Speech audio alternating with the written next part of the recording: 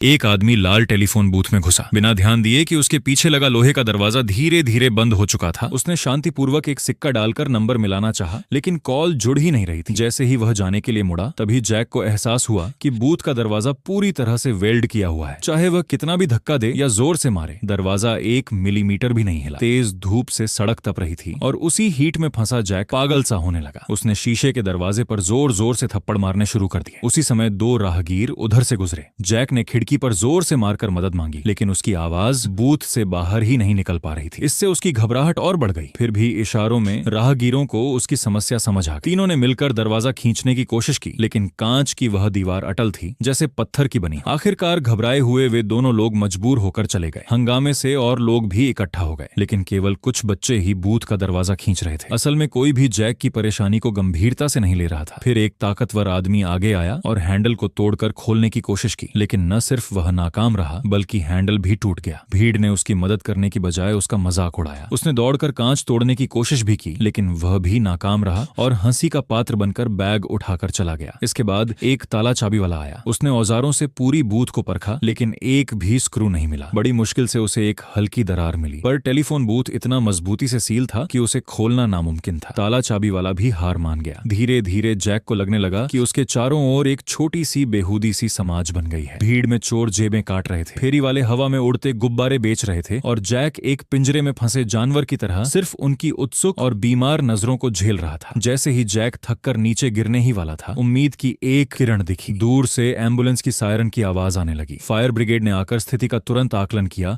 और ऊपर से कांच तोड़ने का प्लान बनाया, लेकिन उड़ते हुए कांच के टुकड़े जैक को घायल कर सकते थे। तभी अचानक 4 आदमी प्रकट हुए जो खुद को टेलीफोन बूथ कंपनी के कर्मचारी बता रहे थे। उन्होंने कहा कि यह बूथ खराब है और इसे मरम्मत के लिए ले जाना जरूरी है। जैक डर गया। उसे समझ नहीं आया कि मामला इस दिशा में कैसे मुड़ गया। भीड़ तालियां बजाने लगी, सोचकर कि जैक को बचा लिया गया है, लेकिन जैक को एक सामान की तरह बूथ समेत ट्रक में लाद दिया गया और शहर में घुमाया जाने लगा। ट्रक सुनसान रास्तों पर आगे बढ़ता रहा। तभी जैक ने देखा कि कई और ट्रक उसी तरह लाल बूथों से भरे सड़क पर दिखाई दे रहे हैं। दूसरे बूथ के अंदर बैठे एक कैदी से उसकी नजर मिली और तभी उसे समझ आया, यह सब एक विशाल संगठित साजिश है। जैक घबराकर खिड़की से हाथ हिलाकर मदद मांगने लगा, लेकिन लोग सोच रहे थे कि वह दोस्ताना अंदाज में हाथ हिला रहा है। उसकी अंतिम उम्मीद भी बुझ गई। वह थककर सीट पर गिर पड़ा। फिर ट्रकों का काफिला आगे बढ़ता रहा और ऊपर एक हेलीकॉप्टर दिखाई दिया, मानो सब कुछ मॉनिटर कर रहा हो। जैक के मन में सवाल उठा, आखिर ये लोग चाहते क्या हैं? आखिरकार वे लोग एक गुप्त बेस पर पहुंचे।